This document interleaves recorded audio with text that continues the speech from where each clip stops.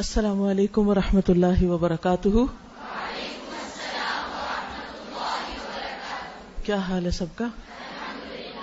الحمدللہ نحمده ونصلی علی رسولہ الکریم، اما بعد فاعوذ باللہ من الشیطان الرجیم، بسم اللہ الرحمن الرحیم، رب اشرح لی صدری ویسر لی امری واحلل عقدۃ من لسانی یفقہوا قولی۔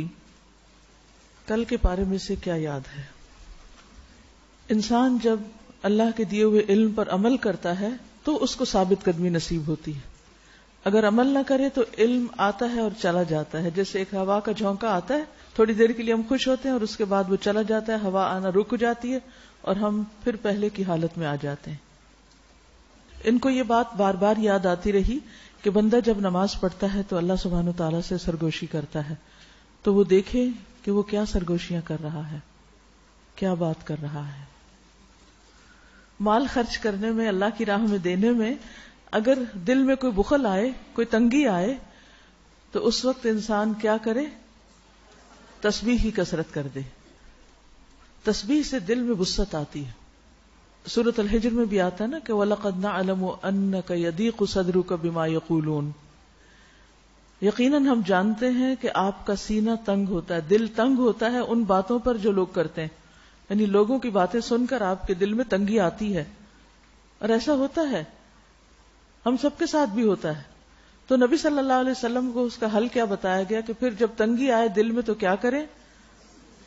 فَسَبِّحْ بِحَمْدِ رَبِّكَ وَكُن مِّنَ السَّاجِدِينَ، اپنے رب کی حمد کے ساتھ اس کی تسبیح کریں اور سجدہ کرنے والوں میں شامل ہو جائیں۔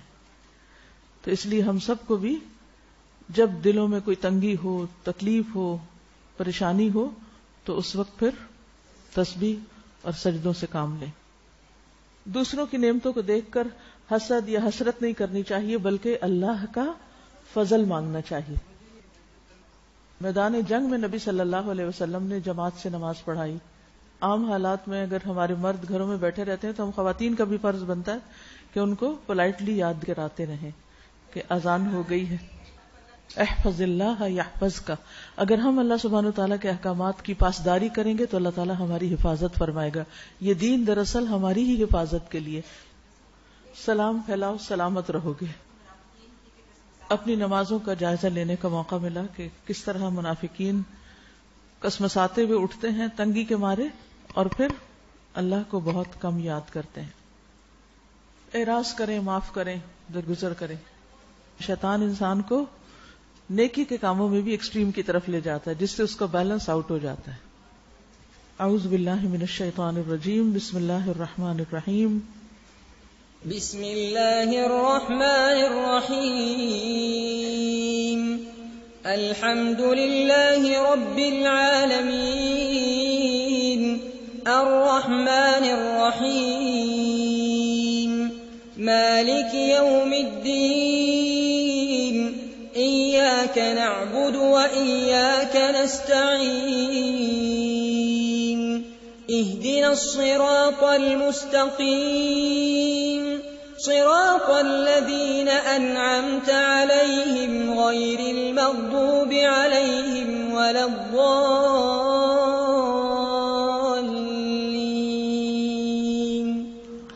آمین۔ اپنے دلوں کا جائزہ لیجئے کہ قرآن سنتے وقت کیفیت کیا ہوتی ہے۔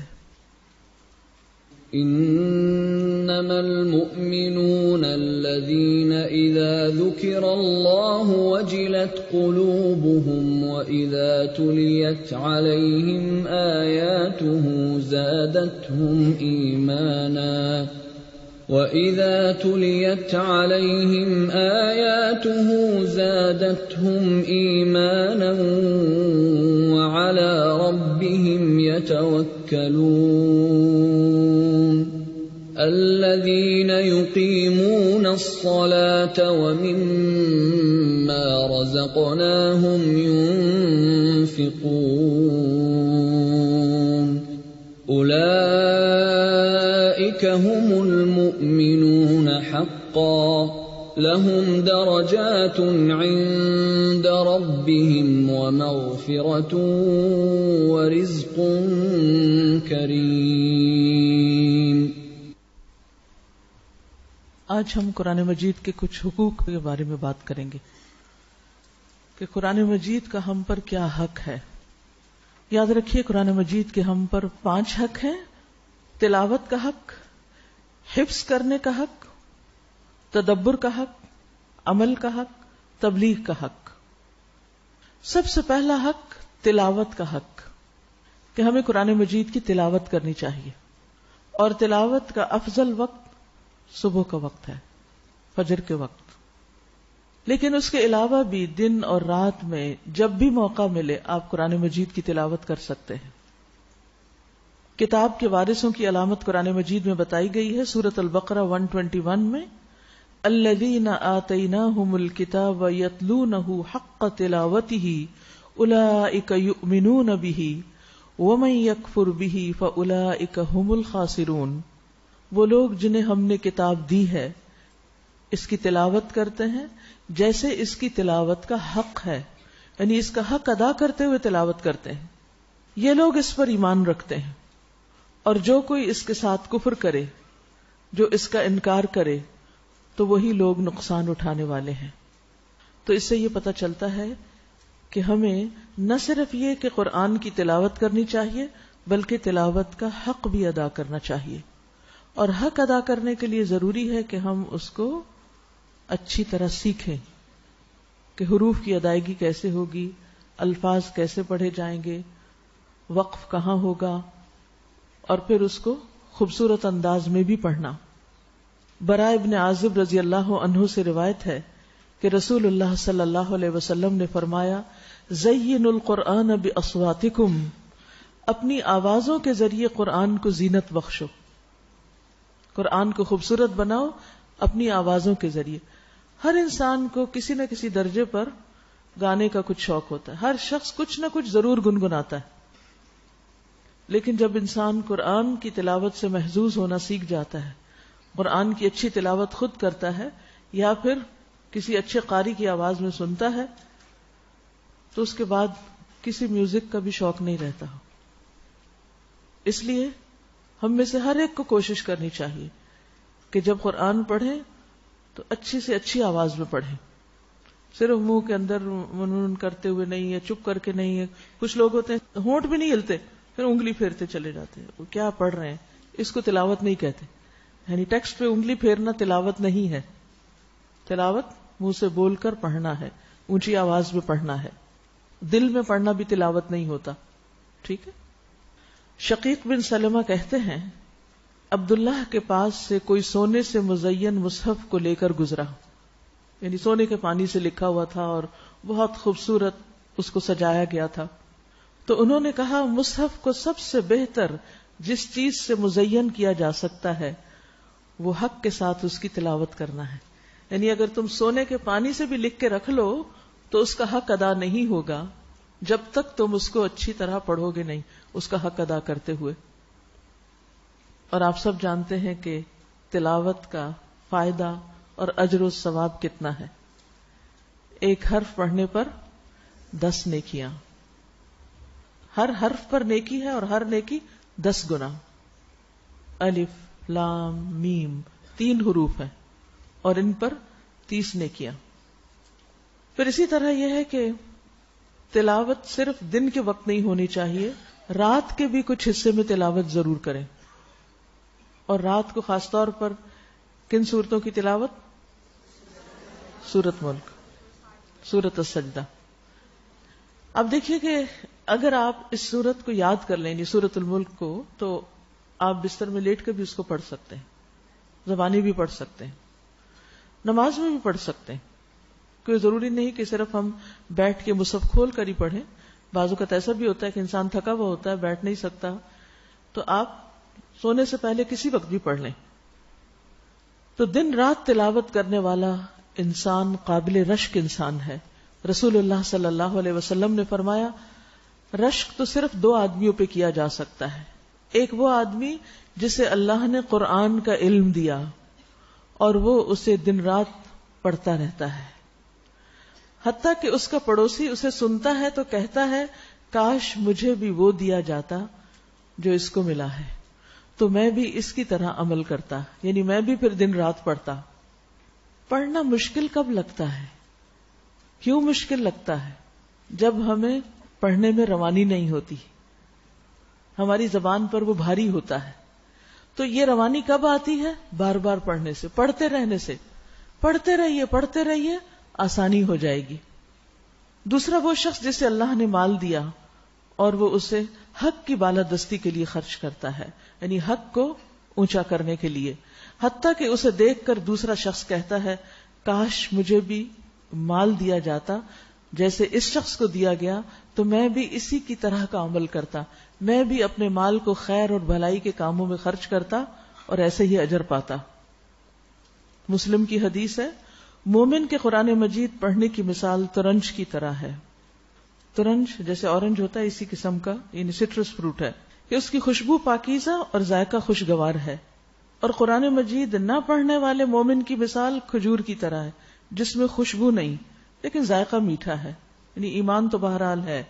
اور منافق کے قرآن پڑھنے کی مثال ریحان کی طرح ہے، جیسے یہ نیازبو ہوتا ہے نا، بیزل، اس کی خوشبو تو اچھی ہے لیکن اس کا ذائقہ کڑوا ہے.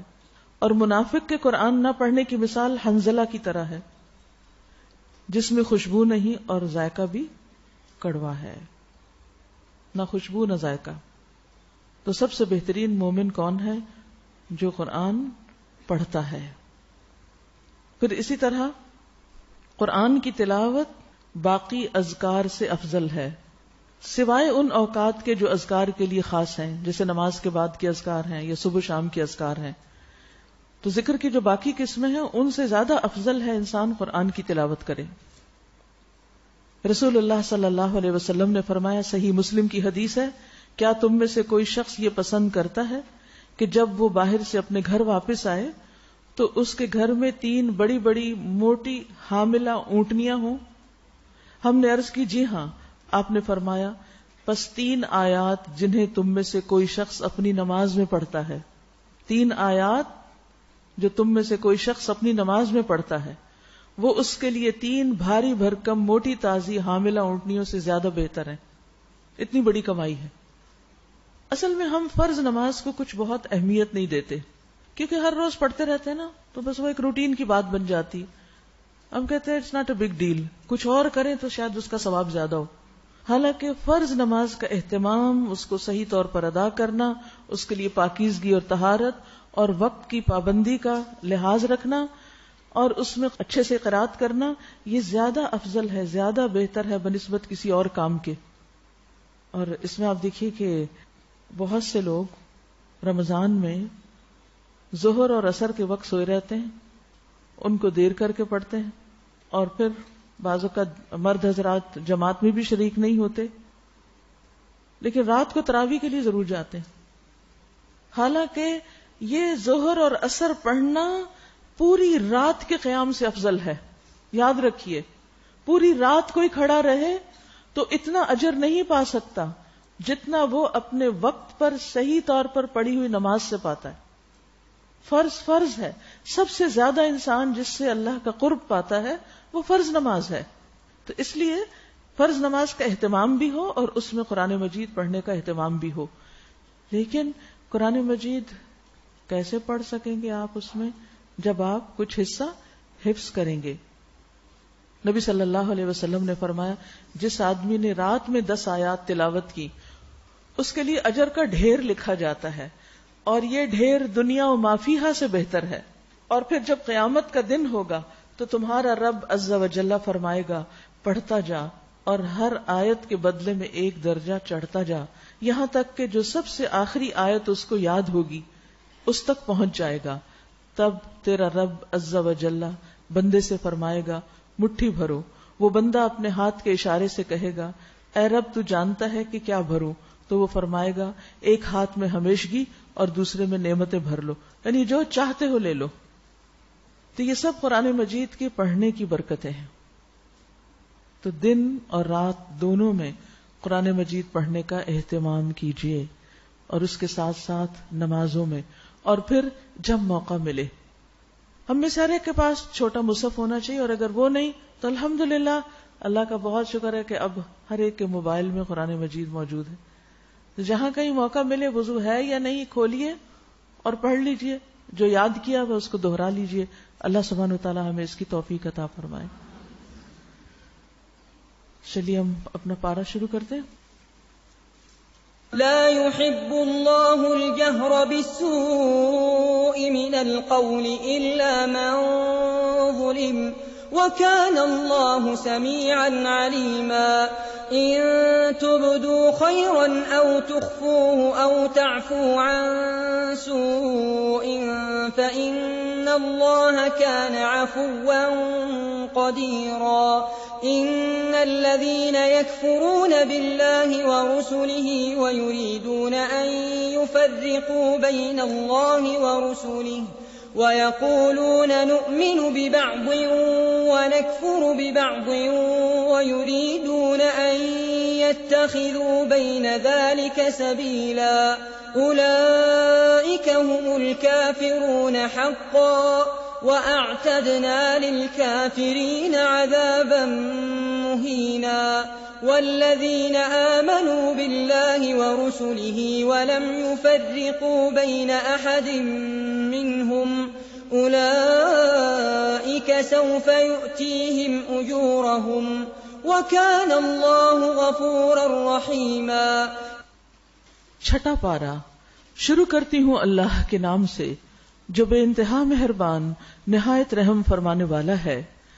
لا يحب اللہ الجہر بالسوء من القول الا من ظلم وكان اللہ سمیعا علیما.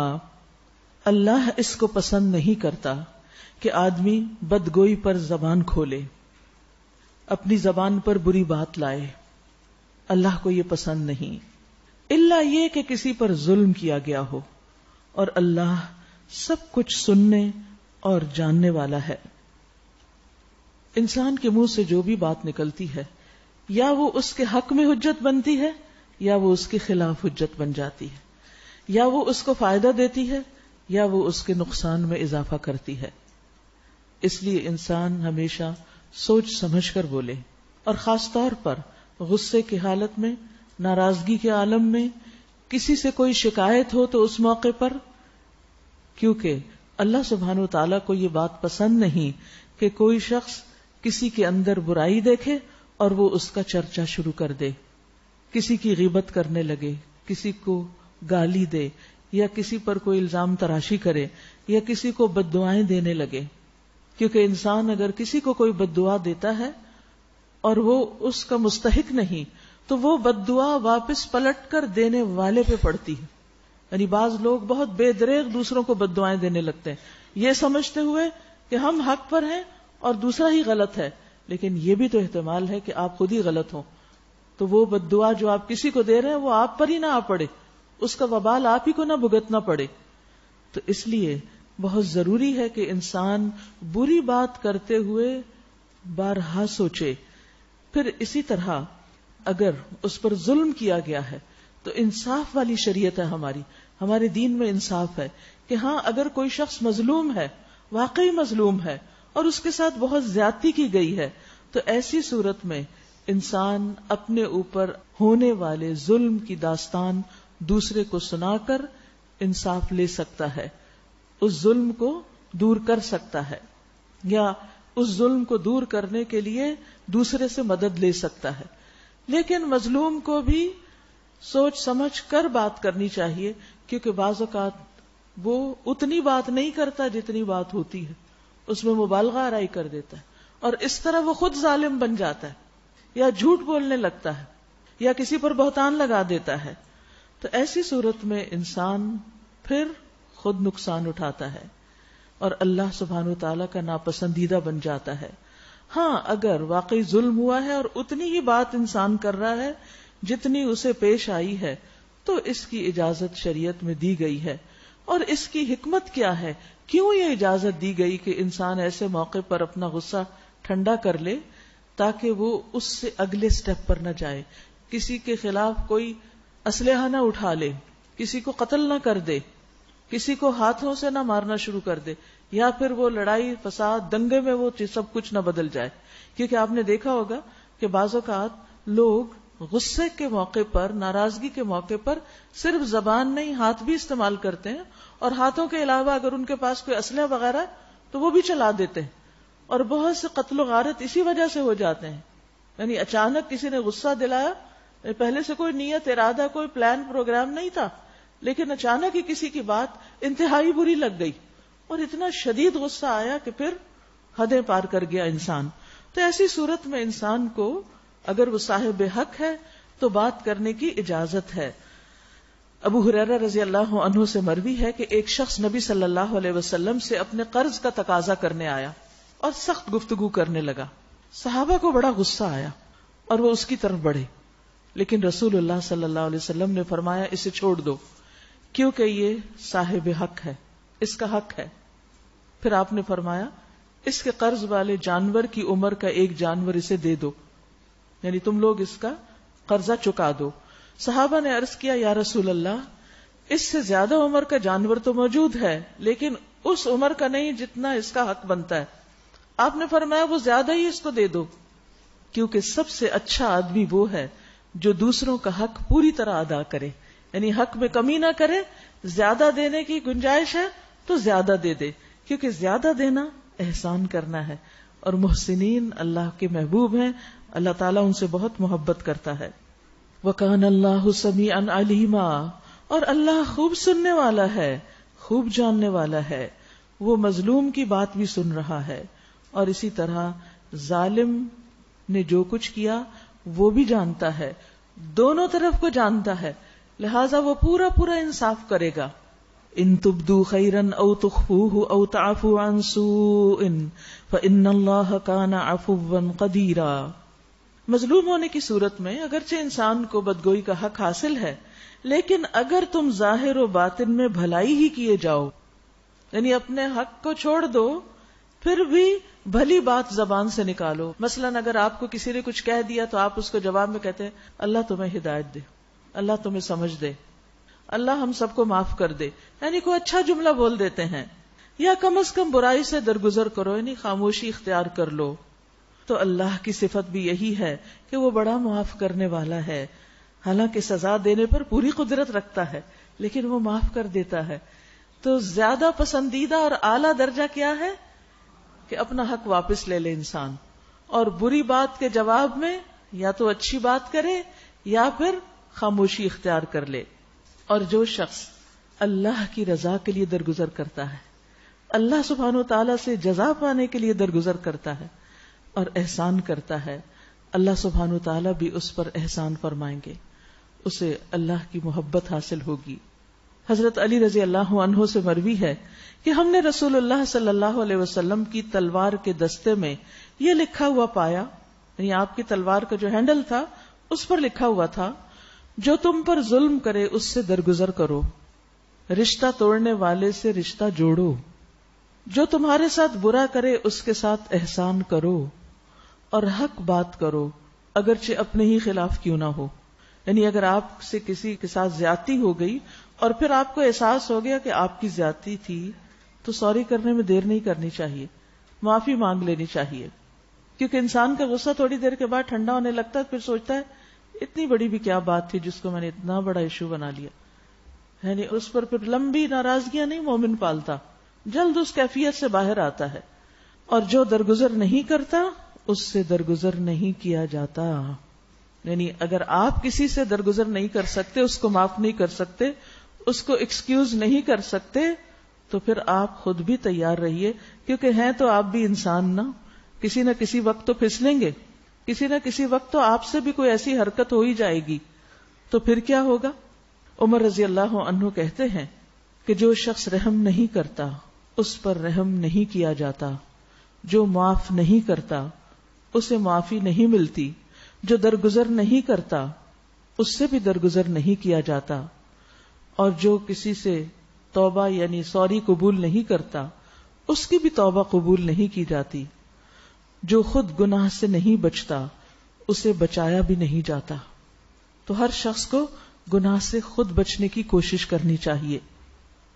اس کے بعد فرمایا ان الذين يكفرون بالله ورسله ويريدون ان يفرقوا بين الله ورسله، جو لوگ اللہ اور اس کے رسولوں سے کفر کرتے ہیں اور چاہتے ہیں کہ اللہ اور اس کے رسولوں کے درمیان تفریق کریں اور کہتے ہیں کہ ہم کسی کو مانیں گے کسی کو نہ مانیں گے، یعنی ہماری اپنی چوائس ہے، اور کفر اور ایمان کے بیچ میں ایک راہ نکالنے کا ارادہ رکھتے ہیں، اولئک ھم الکافرون حقا، یہ سب پکے کافر ہیں، وَأَعْتَدْنَا لِلْكَافِرِينَ عَذَابًا مُهِينًا، اور ایسے کافروں کے لیے ہم نے وہ سزا مہیا کر رکھی ہے جو انہیں ذلیل و خوار کر دینے والی ہوگی۔ اس سے یہ پتہ چلتا ہے کہ ہمیں جس چیز پر ایمان لانے کا حکم دیا گیا ہے اس پر ایمان لے آئیں۔ ہمیں کیا حکم ہے کہ سارے رسولوں کو مانیں، سارے پیغمبروں کو مانیں، سب پر ایمان لائیں، پھر اسی طرح ساری کتابوں پر ایمان لائیں، سارے فرشتوں پر ایمان لائیں۔ لیکن آپ نے دیکھا کہ اہل کتاب بعض پیغمبروں کو مانتے ہیں اور بعض کو نہیں، اور رسول اللہ صلی اللہ علیہ وسلم کا تو انکار ہی کرتے ہیں۔ پھر اسی طرح سب کتابوں کو بھی وہ نہیں مانتے، سب فرشتوں پر بھی ایمان نہیں، جبریل کے ساتھ تو ویسے ہی دشمنی ہے۔ اس سے انسان کے ایمان میں خلل واقع ہو جاتا ہے۔ اگر ہم یہ کہیں کہ میں سارے قرآن کو مانتی ہوں، بس اس ایک آیت کو ماننے کو میرا دل نہیں چاہتا، تو ایمان سے خارج ہو جائیں گے۔ ایمان ایک ہولسم چیز ہے، پورا پیکج ہے۔ جس چیز کو ماننے کو کہا گیا ہے ان سب چیزوں کو ماننا ہوگا، اس میں آپ کی چوائس نہیں، یہ اللہ کا حکم ہے جسے قبول کرنا ہوگا۔ اور سچے مومن کون ہیں؟ والذین آمنوا باللہ ورسلہ، وہ جو ایمان لائے اللہ پر اور اس کے رسولوں پر، ولم یفرقوا بین احد منہم، اور وہ ان میں سے کسی کے درمیان فرق نہیں کرتے، تفریق نہیں کرتے، جیسے پیچھے پڑھا ہم نے لا نفرق بین احد من رسلہ، ہم اس کے رسولوں میں سے کسی ایک کے درمیان بھی فرق نہیں رکھتے، جو رسول ہیں ان سب کو ہم رسول مانتے ہیں۔ اولئک سوف یؤتیہم اجورہم، ایسے لوگوں کو اللہ ان کے اجر ضرور دے گا۔ وکان اللہ غفورا رحیما، اور اللہ بڑا درگزر فرمانے والا اور رحم فرمانے والا ہے۔ یعنی ایمان کا بھی بہت بڑا وزن ہے۔ اصل میں ایمان جو کہ ہمیں ماں کے پیٹ سے ہی مل گیا، مسلمان گھرانے میں پیدا ہو گئے اور بچپن سے لا الہ الا اللہ پڑھا دیا گیا تو ہم نے پڑھ لیا، چاہے شعوری طور پہ پڑھا یا نہیں، لیکن اس کو ہم کو بڑی بات نہیں سمجھتے۔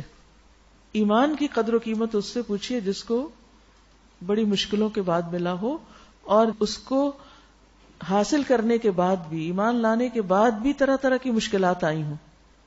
مکہ والوں پہ آپ دیکھیے، مکہ میں جو لوگ مسلمان ہوئے تھے، حضرت بلال کے بارے میں سوچئے، حضرت عمار کے بارے میں، اور اسی طرح حضرت سمیہ اور دیگر خواتین، کہ لا الہ الا اللہ کہنے کی انہوں نے کیا قیمت ادا کی، کیسی کیسی سخت تکلیفیں برداشت کی۔ تو یاد رکھیے کہ یہ لا الہ الا اللہ اتنا وزنی کلمہ ہے کہ اگر اس کو میزان میں رکھ دیا جائے تو میزان جھک جائے۔ اللہ پر ایمان لانا اور جن جن چیزوں پر اللہ نے ایمان لانے کا کہا ہے ان سب چیزوں پر ایمان رکھنا کوئی معمولی چیز نہیں، یہ بنیاد ہے، یہ اصل ہے۔ اسی پر پھر انسان کی باقی عبادات کی قبولیت کا انحصار ہے، اسی پر انسان کے سارے اعمال کی قبولیت کا انحصار ہے۔ اچھے اخلاق کی قبولیت بھی جبھی ہے، لوگوں کو کچھ دینے، ان کے ساتھ بھلائی کرنے کا اجر و ثواب بھی اسی صورت میں ہے کہ انسان اپنے ایمان میں پکا ہو، درست ہو، اس میں کسی قسم کا کوئی شک نہ ہو۔ ایمان کیا ہے؟ الیقین الجازم، پکا یقین کہ یہ سب حقیقتیں جن کی ہمیں نشاندہی کی گئی، جن کے بارے میں ہمیں بتایا گیا، یہ بالکل اسی طرح ہیں۔ یسألک اہل الکتاب ان تنزل علیہم کتابا من السماء، یہ اہل کتاب اگر آج آپ سے مطالبہ کر رہے ہیں کہ آپ آسمان سے کوئی تحریر ان پہ نازل کرا دیں، تو اس سے بڑھ چڑھ کر مطالبے یہ پہلے موسیٰ علیہ السلام سے کر چکے ہیں۔ ان سے تو انہوں نے کہا تھا کہ ہمیں اللہ کو علانیہ دکھا دو، ہم دیکھنا چاہتے ہیں، اور اسی سرکشی کی وجہ سے یکا یک ان پر بجلی ٹوٹ پڑی تھی۔ یاد رکھیے کہ بعض مطالبات ایسے ہوتے ہیں کہ جو انسان کے لیے مصیبت کا باعث بن سکتے ہیں، جیسے ان لوگوں کے مطالبے پر ان کا حال ہوا تھا۔ یعنی انسان کو اپنی حیثیت، اپنا مقام دیکھ کر بات کرنی چاہیے. پھر انہوں نے بچڑے کو اپنا معبود بنا لیا، حالانکہ یہ کھلی کھلی نشانیاں دیکھ چکے تھے. اس پر بھی ہم نے ان سے درگزر کیا. ہم نے موسیٰ علیہ السلام کو صریح فرمان عطا کیا اور ان لوگوں پر طور کو اٹھا کر ان سے اس فرمان کی اطاعت کا عہد لیا. ہم نے ان کو حکم دیا کہ وہ دروازے میں سجدہ ریز ہوتے ہوئے داخل ہوں. ہم نے ان سے کہا کہ سب کا قانون نہ توڑو اور اس پر ان سے پختہ عہد لیا. آخر کار ان کی عہد شکنی کی وجہ سے اور اس وجہ سے کہ انہوں نے اللہ کی آیات کو جھٹلایا اور کئی پیغمبروں کو ناحق قتل کیا اور یہاں تک کہا کہ ہمارے دل غلافوں میں محفوظ ہیں، حالانکہ در حقیقت ان کی باطل پرستی کے سبب سے اللہ نے ان کے دلوں پہ ٹھپا لگا دیا اور اسی وجہ سے یہ بہت کم ایمان لاتے ہیں. پھر اپنے کفر میں اتنے بڑھے کہ مریم علیہ السلام پر سخت بہتان لگایا. کیا بہتان تھا؟ کہ نعوذ باللہ ان کے تعلقات یوسف نجار کے ساتھ تھے، یعنی بدکاری کا الزام لگایا، اور یہ کہ عیسیٰ علیہ السلام یوسف نجار کے بیٹے ہیں، یعنی جھوٹی تہمت لگا کر ان کو بدنام کرنے کی کوشش کی. اور خود کہا کہ ہم نے مسیح عیسیٰ ابن مریم رسول اللہ کو قتل کر دیا ہے. یعنی اتنی دلیری، اور ہیں اہل کتاب والے، اور اللہ کے رسول کو قتل کر کے فخریہ اس کا اعلان کر رہے ہیں، حالانکہ فی الواقع انہوں نے نہ اس کو قتل کیا، وما قتلوہ، یعنی عیسیٰ علیہ السلام کو انہوں نے قتل نہیں کیا، وما صلبوہ، نہ صلیب پر چڑھایا، ولکن شبہ لہم، بلکہ معاملہ ان کے لیے مشتبہ کر دیا گیا. اس کے بارے میں کہا جاتا ہے کہ عیسیٰ علیہ السلام اپنے حواریوں کے ساتھ بیٹھے ہوئے تھے. جب ان کو پکڑنے کے لیے اور قتل کرنے کے لیے لوگ پہنچے تو انہوں نے اپنے حواریوں میں سے کہا کہ کون ہے جو تم میں سے میری جگہ اپنے آپ کو پیش کرے؟ تو اس پر ایک حواری نے کہا کہ میں. تو اللہ تعالیٰ نے اس کی شکل عیسیٰ علیہ السلام جیسی کر دی اور انہوں نے ان کو قتل کر کے یہ سمجھا کہ انہوں نے عیسیٰ علیہ السلام کو قتل کر دیا ہے.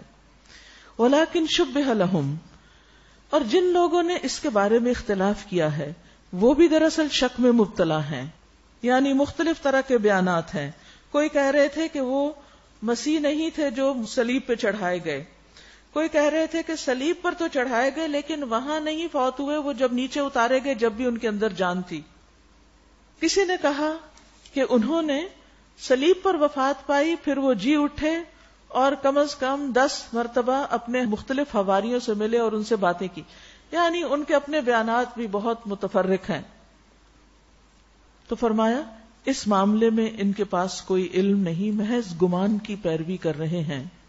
وما قتلوہ یقیناً، انہوں نے مسیح کو یقیناً قتل نہیں کیا، پکی بات ہے وہ قتل نہ کر سکے. بل رفعہ اللہ الیہ، بلکہ اللہ نے ان کو اپنی طرف اٹھا لیا، بلند کر لیا. رفع کا لفظی معنی کیا ہوتا ہے؟ بلند کرنا. اللہ نے ان کو بلندی عطا کر دی، جسمانی اور روحانی طور پر عیسیٰ علیہ السلام کو اوپر لے جایا گیا. وَكَانَ اللَّهُ عَزِيزًا حَكِيمًا، اور اللہ زبردست ہے، حکمت والا ہے. یہ جو جملہ ہے نا، بل رفعہ اللہ الیہ، کہ اللہ نے ان کو اوپر لے لیا، بلند کر دیا. تو یاد رکھیے اللہ اپنے دوستوں کو عزت بخشتا ہے. اسی لیے بعد میں یہ صفت بیان ہوئی کہ اللہ عزیز ہے.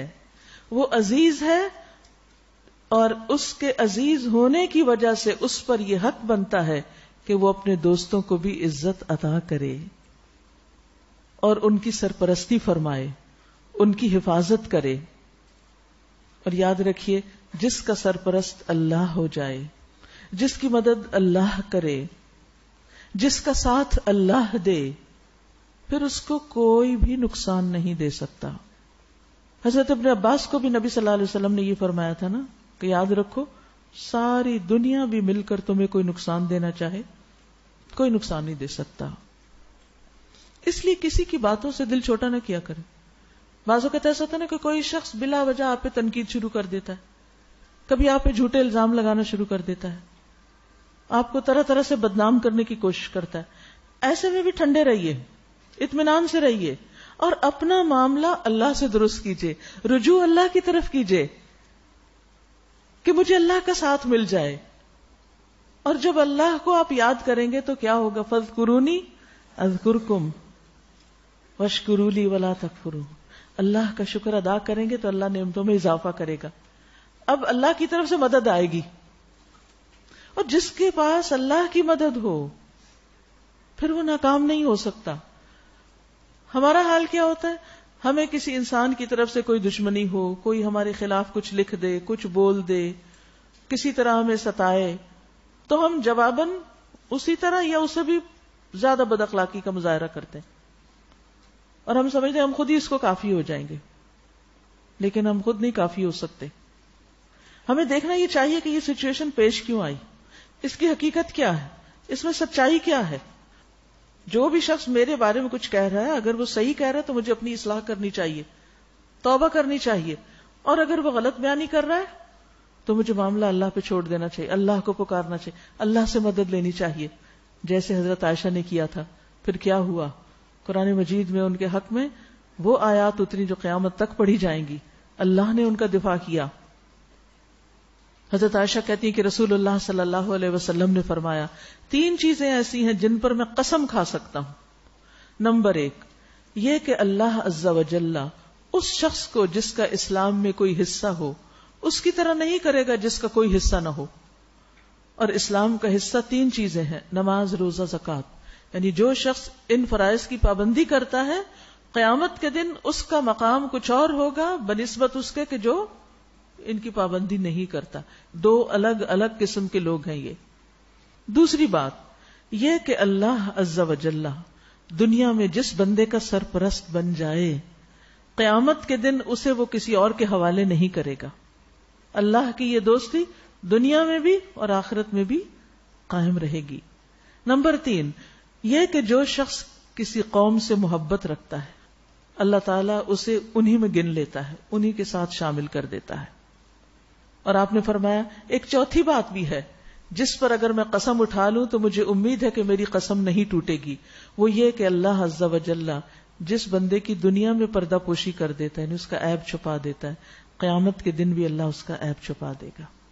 اور اللہ کس کا عیب چھپاتا ہے پتہ ہے آپ کو؟ من ستر مسلمن سترہ اللہ یوم القیامہ. جو کسی مسلمان کی پردہ پوشی کرے گا اللہ قیامت کے دن اس کے عیب ڈھانک دے گا. ہم سب سوچیں کیا واقعی ہم کسی کی غلطی، عیب، کوئی اس کے اندر کمی، کوتاہی، برائی دیکھ کر چپ رہتے ہیں یا 4 لوگوں کو بتا کے ہی دم لیتے ہیں؟ کون فرشتہ ہے ہم میں سے؟ کون یہ دعویٰ کرتا ہے کہ میرے اندر کوئی غلطی نہیں؟ جب ہمارے اندر غلطیاں ہیں تو اسی طرح انسان ہونے کے ناطے دوسروں کے اندر بھی کچھ نہ کچھ غلطی ہوتی ہے. اور اگر اللہ تعالیٰ ہمیں ان کا کوئی عیب دکھا دیتا ہے تو پھر ہمیں اگر ان کی خیر خواہی مطلوب ہے تو ان کو ہی بتائیں کہ وہ اپنی اصلاح کر لیں. لیکن اس کا کیا مقصد ہے کہ آپ دائیں بائیں آگے پیچھے ہر ایک کو بتاتے پھریں اور اس کو پتہ ہی نہ ہو جس کی غلطی؟ کیا اس سے اصلاح ہو جائے گی؟ نہیں. بعض اوقات ہم اشاروں کے نایوں سے دوسروں کے عیبوں کی طرف توجہ دلاتے ہیں لوگوں کو. کبھی کبھی ہنستے ہیں، کبھی ان پہ بڑے معنی خیز انداز میں مسکراتے ہیں، کبھی منہ سے بول کر کسی کا عیب بیان کرتے ہیں اور کبھی اشاروں سے، کبھی آنکھ کے اشارے سے اور کبھی مسکرا کے اور کبھی بھویں چڑھا کے اور کبھی بڑے معنی خیز انداز میں سر ہلا کے. ان سب بھونڈی حرکتوں سے، ان سب بد اخلاقی والی حرکتوں سے باز آنا چاہیے. کوئی بھی چیز ناپسندیدہ ہو تو نگاہ پھیر لیں، زبان بند کر لیں، اور اگر آپ کو اس سے واقعی محبت ہے تو اس کو جا کے بتا دیں. یہ نہیں کہ اوروں کو بھی اکٹھا کر کے اس پہ ہنسنا شروع کر دیں. یاد رکھیے کسی کی غیبت، مردہ بھائی کا گوشت کھانا ہے تو مردے کا گوشت کھانا، ہاں قیامت کے دن جب انسان اپنے اعمال میں غیبت دیکھے گا تو اس کو یوں نظر آئے گا کہ جیسے اس نے بہت سے مردوں کے اوپر دانت نوچے، بیک بائٹنگ، ان کی بیک کو بائٹ لگائے. یہ سب دکھایا جائے گا. ہماری سلامتی کس میں ہے؟ دنیا میں بھی اور آخرت میں بھی، کہ ہم کسی کی برائی کے پیچھے نہ پڑیں. لوگوں کو ان کے حال پہ چھوڑیں. لڑ رہے ہیں تو ان کی صلح کرا دیں, لیکن بلا وجہ کسی کے پیچھے نہ پڑ جائیں. جب تک ہم اس سے باز نہیں آئیں گے نا, تو ہم کسی کو نہیں, اپنے آپ کو ہی نقصان پہنچاتے رہیں گے. تو جو چاہتا ہے وہ سلامت رہے, وہ اپنے ہاتھ اور زبان سے دوسروں کو سلامت رکھے.